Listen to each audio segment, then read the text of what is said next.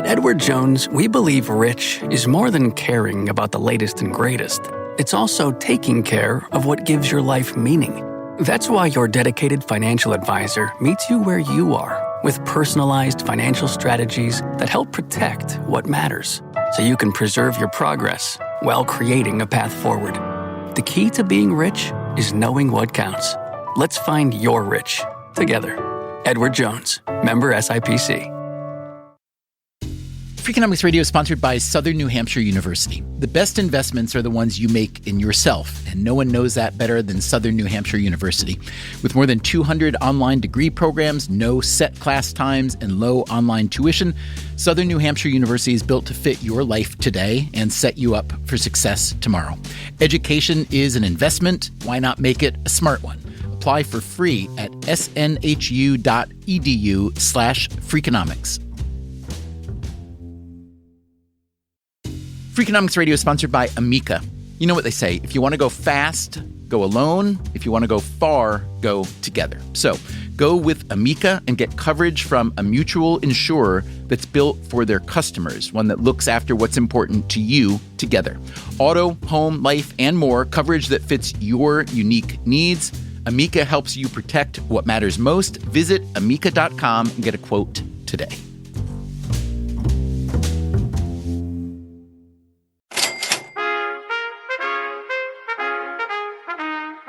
If you ever find yourself running for president of the United States, first of all, my condolences, but that's not what I want to focus on.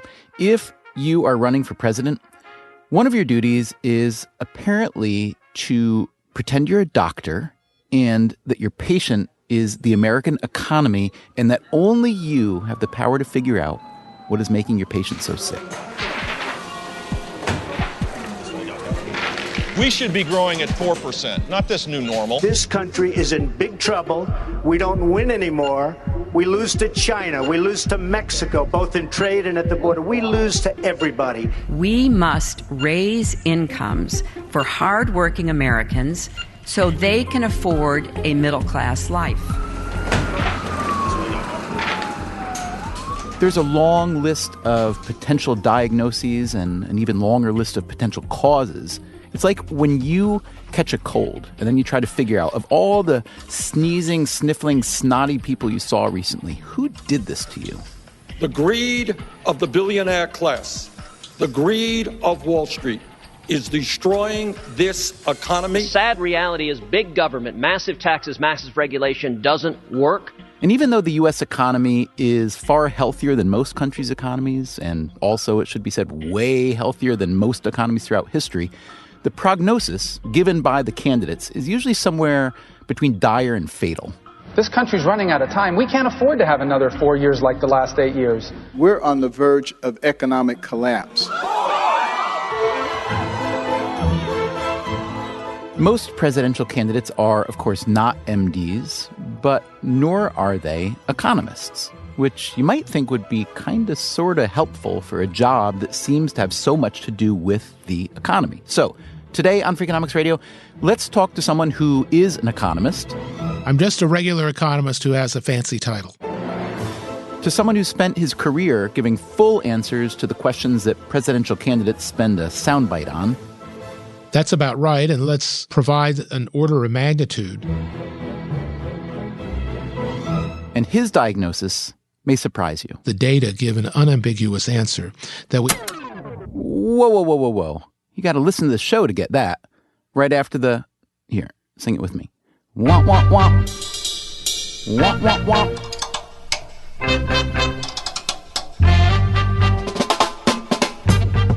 From WNYC Studios, this is Freakonomics Radio, the podcast that explores the hidden side of everything.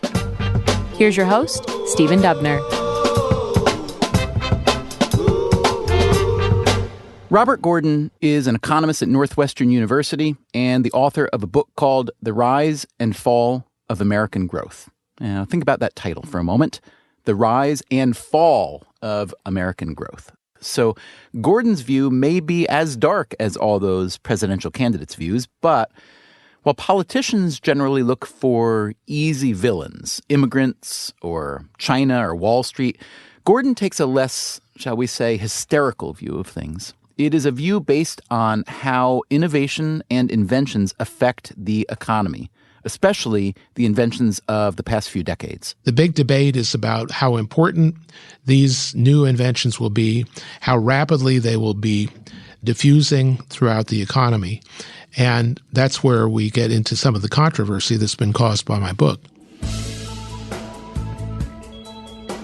Anyway, like I said, Gordon is an academic. I'm Stanley G. Harris, professor of the social sciences at Northwestern University. Professor of social sciences, not professor of economics. Why is that? That sounds better. And it wasn't my idea. I didn't give myself that title. It was made up for me. So you're not on the side an anthropologist and a psychologist and all that? No, but I have gotten deeply into history. Gordon does indeed go deep into history, examining the trajectory of economic growth over the last few millennia. We had virtually no progress in human life between the Roman Empire and the late Middle Ages.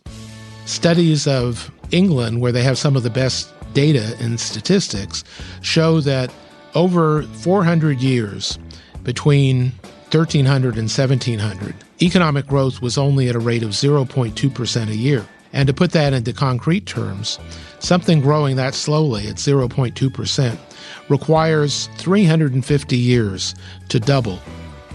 Not only was growth extraordinarily slow, but even as new inventions came along, steam-powered railroads and a broader network of food distribution, they didn't exactly transform society overnight.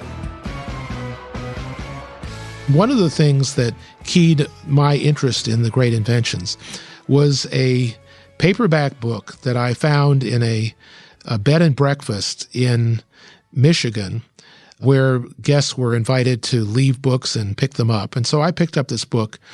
It was a book by Otto Bettmann of the famous Bettmann Photographic Archives, and it was full of wonderful line drawings and cartoons of the horrors of railroad travel in the late 19th century with boilers that would blow up, of milk that was adulterated and mixed with water or chalk, the complete lack of protection of the quality of the foods. And so this set of horrors of how terrible life was in the old days led me naturally down the path of exploring what were the things that changed us and improved it. Gordon looked hard at what's generally called the First Industrial Revolution, which began in the mid-18th century. When we had the invention of steam engines, steamships, locomotives, factories making cotton fabrics, and then the telegraph. All those things were invented in the century between 1770 and 1870, and they set the stage for the inventions that happened after 1870. And that's when the Second Industrial Revolution would begin. We'll get there. But first, as Gordon was saying about the stage-setting inventions of the First Industrial Revolution, one example of setting the stage was the telegraph, which was the single biggest invention in human history in shortening the time it took to communicate a fact or a piece of news. Before the telegraph, which was invented in 1844, the fastest that news could travel was by the speed of a horse or a sailing ship. And indeed, we have a famous example of the Battle of New Orleans, won by Andrew Jackson in January 1815, which took place 3 weeks after the peace treaty was signed between Britain and the United States, ending the War of 1812. So after the telegraph, of course, the human mind started imagining, well, what if we could find a way of allowing people to talk over these wires instead of just sending ... Morse codes? And that dream was realized fairly promptly in 1876 by Alexander Graham Bell and his competing inventor. Bell beat the competitor, whose name was Elisha Gray. Bell beat him to the U.S. Patent Office by about 3 hours. And if it had not been for that, we would have had the Gray telephone system instead of the Bell telephone system. As we all know, the telephone was but one of many, many, many inventions produced during the Second Industrial Revolution. The Second Industrial Revolution included electricity, the internal combustion engine, chemicals, plastics, running water, the conquest of infectious diseases, the conquest of infant mortality, the development of processed food, the fact that women no longer had to make their clothes at home but could buy them either in department stores or in mail-order catalogs. So all of those things, every dimension of human life was affected by the Second Industrial Revolution, with the inventions mainly taking place between 1870 and the early 1900s, and having their big impact on such economic measures as productivity during the middle part of the 20th century, especially from 1920 to 1970.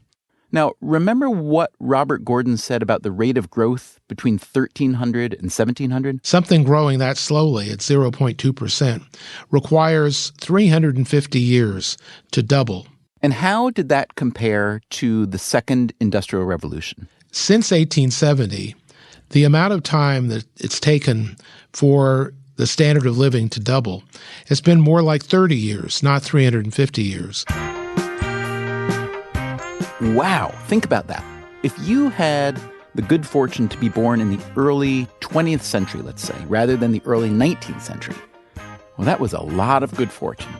Okay, but wait a minute. As lucky as you might have been to be born in the early 20th century, how much luckier still would it be to have been born in the mid or late 20th century? Because that's when we got the Third Industrial Revolution, the one that's been so helpful if someone wants to, say, make and distribute a radio program that you can carry around with you and stick in your ears whenever you want. The Third Industrial Revolution started off around 1960 with the first mainframe computer and went further into the mini computer, the personal computer in 1980, and then followed by the marriage of communications with computers that we call the Internet, or the dot-com revolution that happened in the late 1990s. So all of these changes radically changed our ability to process information. Along the way, we had a similar revolution in entertainment. So the Third Industrial Revolution includes entertainment, information through the computers, and the communication as we moved from landline phones to what we can call dumb mobile phones in the 1990s, then into smart mobile phones in the last 10 to 15 years. Now, there's nothing wrong with the Third Industrial Revolution. Each of those fields was dramatically and completely changed, particularly the information processing by the computer and the invention of such things as e-commerce and search engines and email and web browsing. But those inventions, as monumental as they were taking place just in a narrow slice of human life in terms of the economy. And this brings us to the central argument of Robert Gordon's book, the argument that many economists and others are not willing to accept, at least not without a fight. Gordon believes that as bright and shiny and wonderful as the many manifestations of this Third Industrial Revolution may be, well, they can't compare to the more essential inventions of the Second Industrial Revolution when it comes to increasing the average person's standard of living.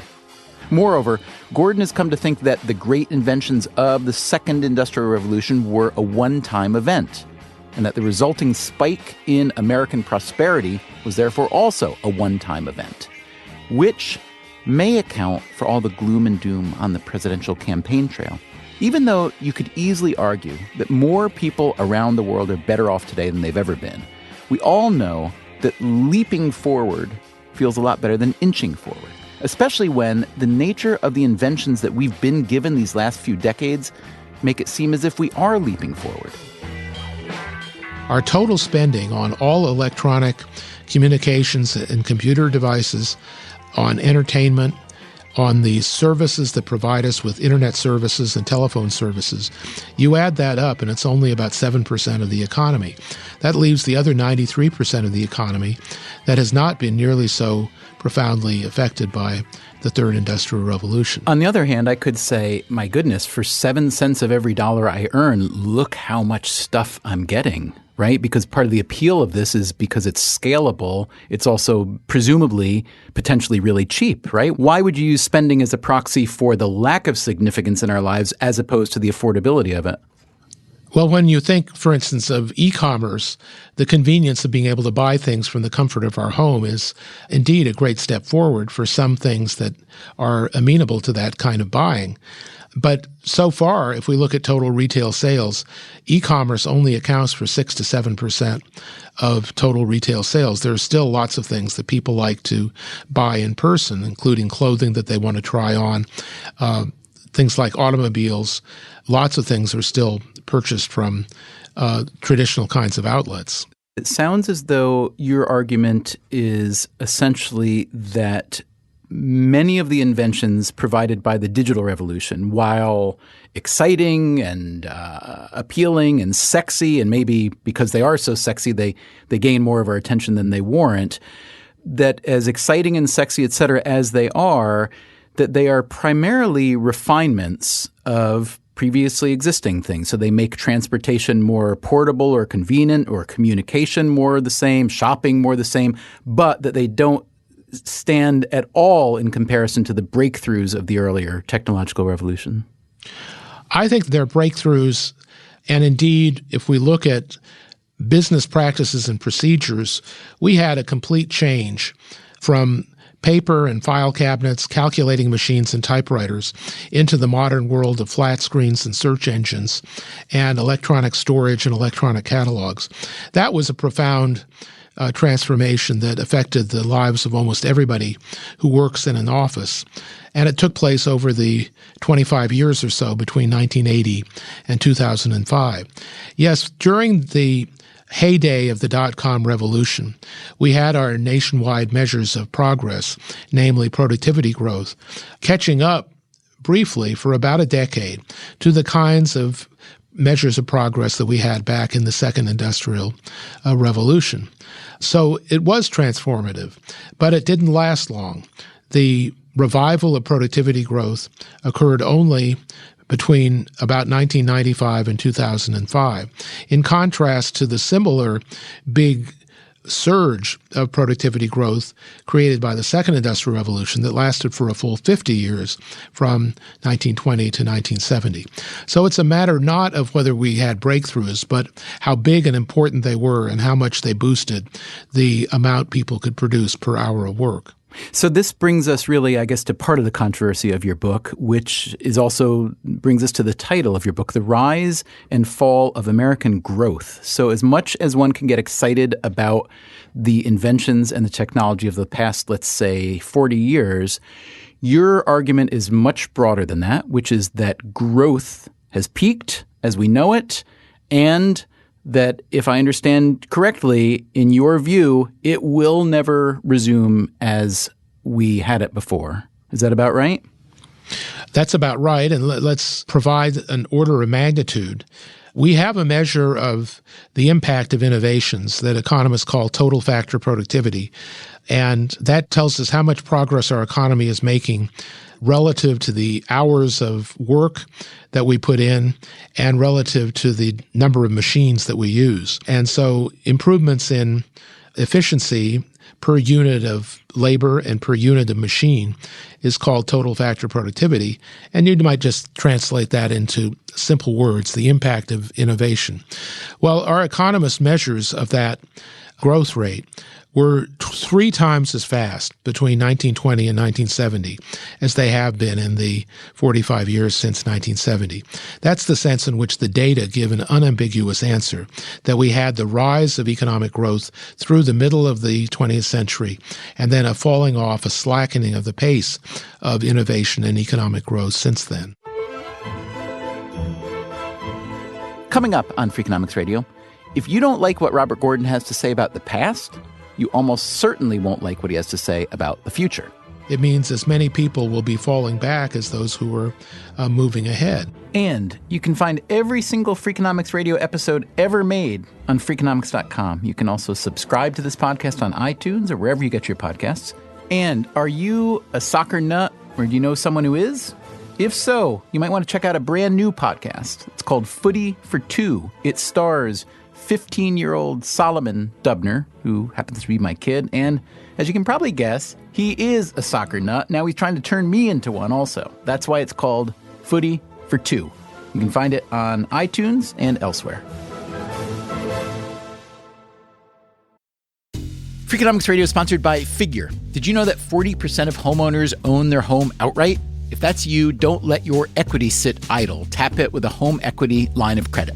Figure, the #1 non-bank HELOC lender in the U.S., helps tap equity you've built in your home so you can do things like tackle a renovation or pay down debt. HELOC is a line of credit secured by your home. You can draw what you need, repay, and draw again. Figure offers a 100% online application. Get approved in 5 minutes and funding in as few as 5 days. It's faster than a bank loan and cheaper than a personal loan. Check your rate today without impacting your credit at figure.com/Freakonomics. This post is sponsored by Figure, NMLS ID 1717824. Figure is an equal housing lender. For more information about their licensing, visit nmlsconsumeraccess.org. Figure's HELOC is subject to credit approval and terms apply. Freakonomics Radio is sponsored by Everpure. Data is crucial to businesses, but managing it can create friction, risk, and manual work. Everpure transforms static data into a living system, intelligent, instantly accessible, secure, energy efficient, and ready to perform. Plus, there is zero downtime for upgrades and maintenance. Whether your data is in the cloud, on premises, or at the edge, Everpure makes data management so simple it feels like second nature. Tame your data chaos with Everpure. Visit everpuredata.com to learn more. Freakonomics Radio is sponsored by Southern Company. The world and its energy needs are always changing. Southern Company's commitment to meeting this demand stays the same. That's because Southern Company believes energy is more than a utility, it's what powers possibilities. So they are looking ahead and investing $80 billion in infrastructure upgrades and are committed to fueling growth in ways that benefit all customers so that reliable and affordable energy is accessible for generations to come. Go to southerncompany.com to learn more. Southern Company, building the future of energy.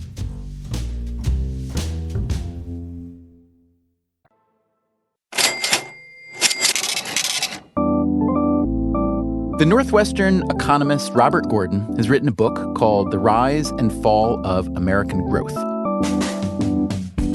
It argues that we shouldn't expect to have the same economic growth rates we've had in the past, in large part because recent inventions are not transforming our lives as much as we think. This is disturbing to some people, including the political class, because there has been a foundational belief that future growth should mirror, at least to some degree, the past. Most people, when discussing the lack of growth that you're now talking about, gravitate not toward the economic structure through which you look at it, but more a political structure, or at least it strikes me. They look to the political realm and they look for scapegoats. They look for, the policies that have destroyed jobs or created low-paying jobs at the expense of better ones, or they look at policies that create too many burdens on business. So does your argument about our slowing growth or lack of growth overlap with those political points, or does it really lie outside it, and is it therefore a different argument? Well, it's a little bit of both. What makes my forecast more radically pessimistic are four headwinds, as I call them. And the first of those is inequality. Over the last 35 years, an amazingly high fraction of our economic progress has been siphoned into the incomes of the top 1% of the income distribution. That's a tremendously important feature that causes the slowdown. It's not just the lack of innovation. We're seeing plenty of innovation, but it's the fact that not everybody is sharing in the fruits of that innovation. We've had, as the second headwind, a slowing in the pace of improvement of educational attainment. This is particularly true for American young men. So we have a lot of undereducated males who are not able, through their education, to contribute to highly productive occupations. And the rate of improvement in that was a substantial source of economic growth throughout most of the 20th century.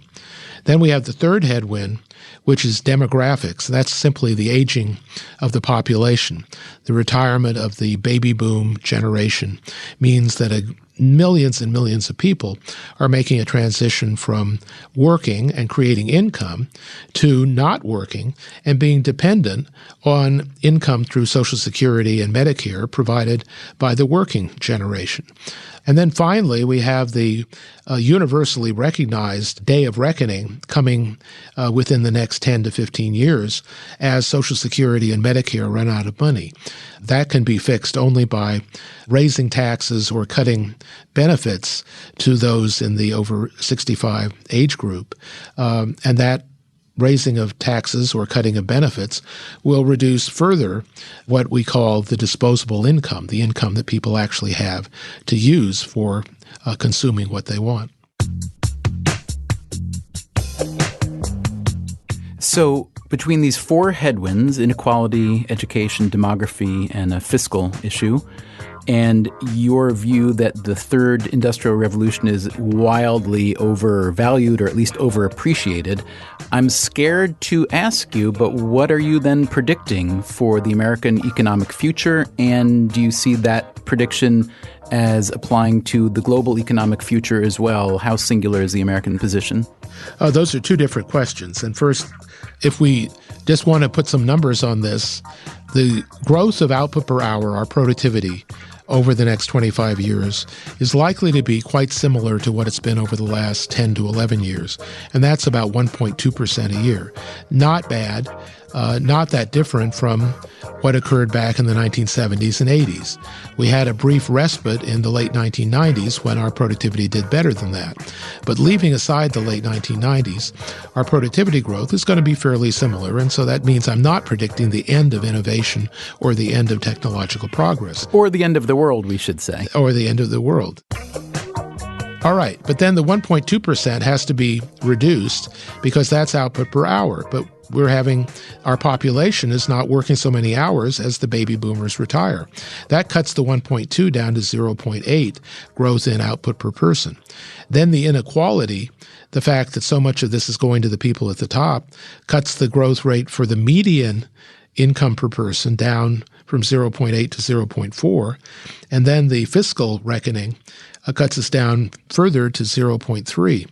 So 0.3% growth in disposable income of the median person in America is hardly progress at all. It means as many people will be falling back as those who are moving ahead. You asked as a second question, what does this mean for the rest of the world? You have to divide the rest of the world into the developed countries like Western Europe, Japan, South Korea, Australia, New Zealand, Canada. That's the developed part of the rest of the world. From the emerging markets, China, India, Southeast Asia. And the emerging markets will continue to catch up to the standard of living that has been achieved by the developed nations. But as I look around the world, this slowdown in productivity growth is pervasive. So they're following in our footsteps. We're not alone. Where we are alone is the pervasiveness of this increase in inequality is an American phenomenon that's not repeated everywhere. Our educational attainment is not as impressive as some other countries. So we're doing as well as anyone else on productivity, but we're suffering from headwinds that are not shared equally elsewhere. If I'm listening to this program, I'm trying to figure out whether I should kill myself now and get it over with or live out this long economic doldrum. In other words, what does all this mostly terrible economic news translate into? Are we looking at, in your view, at least let's say in the rich countries, widespread underemployment and perhaps unemployment? Are we looking at economic chaos? Are we looking at anarchy and war? What do you foresee? None of the above. And let me go to the issue of employment. There is a considerable divide in those that look forward over the next 25 years between those I call the techno-optimists who think that we're on the verge of revolutionary advances in technology and innovation and thus fear that robots and artificial intelligence will be taking away jobs and leaving mass unemployment, as compared to me, where I think that new technologies are coming, but they're occurring at an amazingly slow pace.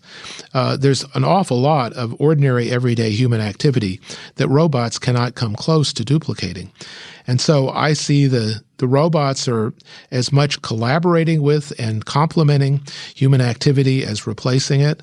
I think the idea that computers can win at quiz show games is very impressive, but the artificial intelligence computers have not yet shown that they can match human judgments. These innovations are coming, but they're not black and white. They're not going to arrive tomorrow all in one fell swoop. And because it won't happen in one fell swoop, Robert Gordon says, he's not so worried about employment. The economy will keep producing jobs as it has during past technological shifts. We no longer have encyclopedia salesmen. We no longer have elevator operators. We no longer have blacksmiths. Machines have been replacing humans throughout the history of all three industrial revolutions, and I don't see any reason why this should be any different. What is happening, and this is really part of the story of inequality and the evolution of the top incomes compared to the incomes in the middle and the bottom, is that the jobs that are being created are in many cases not as high paying and not requiring as much education as the jobs that are being lost to not just automation, not just the computers, but we also have lost an enormous number of jobs to globalization, to trade, to the impact of imports. So what we should worry about, and I don't have a great answer for this, is the downshifting in the quality of jobs and the menial nature of jobs. So I'm worried about the quality of jobs, not about us having enough jobs. We are, after all, down to 5.0% unemployment.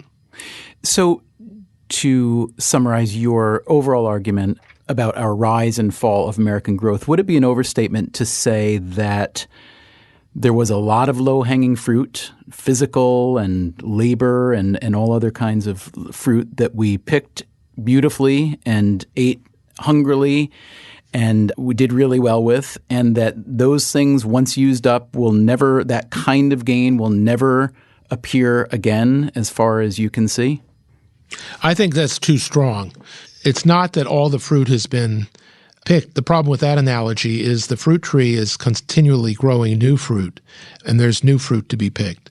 The idea that many of the inventions were of more fundamental importance could perhaps be squeezed into the fruit analogy by saying that the pieces of fruit were larger that were hanging in the lower part of the tree.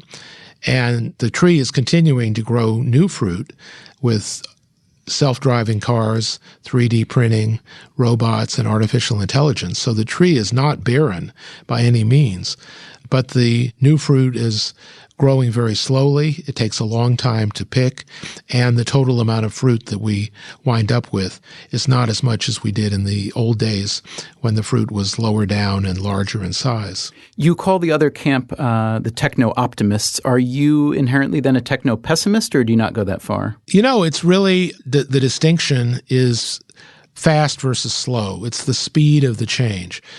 The techno-optimists act as if we're going to have a rapid revolution that within the next 5 or 10 years is going to see universal world of robots and mass unemployment as a result of artificial intelligence. I just think that the best way of looking into the future is to look at the recent past. Let's pretend we were talking back in the 17th century, even early 18th century, and we could say, there hasn't been much economic change in these many centuries. Ergo, the best prediction will be that more of the same. And then, boom, it did happen. So who's to say, or why are you to say that is not going to happen? Because that's one reason why I don't forecast beyond 25 years. It's possible that things can be invented 50 or 100 years from now that we can't even imagine. But we've got pretty widespread agreement on the inventions that are coming down the road over the next 25 years. And so just to have a disagreement over how fast or how slow that is very different than the qualitative kind of mistake that you were just imagining for the 18th century. Robert Gordon's interpretation of our economic past and future is certainly open to your own interpretation. You may find it sobering, even frightening, or you might find it comforting, because while political conversations about the economy always look for a scapegoat, a villain, Gordon's economic conversation tells a different story, that our runaway growth of the past was essentially a golden age. And while it might be nice to repeat it, it's not like we're not still reaping the benefits every day. No one has taken away our electricity or clean water or refrigeration or air conditioning and the antibiotics and the cars and telephones, smart or dumb phones.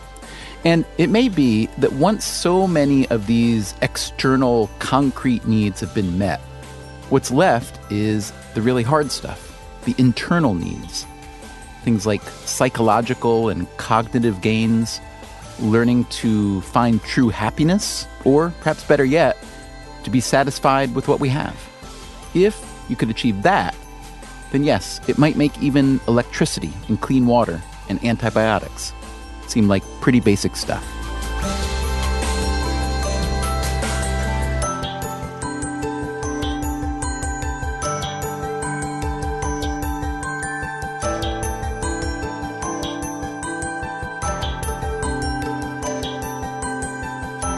Next week on Freakonomics Radio, we are reaching into the archive to give you one of the most popular episodes we've ever made, The Economics of Sleep, Part 1. But until then, we need your help, your voice. This April, it is Self-Improvement Month at Freakonomics Radio, and we want to hear what you would most like to improve about yourself and why, and maybe what you've been doing to make that happen. So record your voice on whatever voice memo app your phone has and email us the file at radio@freakonomics.com. Please include your name, where you live, and what you do. I'm looking forward to hearing from you. Thanks. Freakonomics Radio is produced by WNYC Studios and Dubner Productions. This episode was produced by Greg Rosalsky. Our staff also includes Irva Gunja, Jay Cowett, Merritt Jacob, Christopher Worth, Kasia Mihailovich, Allison Hockenberry, and Caroline English. You can find all our previous episodes at Freakonomics.com. You can also subscribe to this podcast on iTunes or wherever you get your podcasts. Freakonomics Radio is sponsored by Ozempic. Innovation happens through rethinking what's possible, and when it comes to GLP-1s, Ozempic pill does just that. Learn more about Ozempic semaglutide tablets, 4 and 9 milligrams, by calling 1-833-OZEMPIC or visit Ozempic.com to view the medication guide and ask your doctor what's possible with FDA-approved Ozempic pill. Hi, I'm Angie Hicks, co-founder of Angie. When you use Angie for your home projects, you know all your jobs will be done well. Roof repair? Done well. Kitchen sink install? Done well. Deck upgrades? Done well. Electrical upgrade? Done well. Angie's been connecting homeowners with skilled pros for nearly 30 years, so we know the difference between done and done well. Angie, the one you trust to find the ones you trust. Find a pro for your project at Angie.com.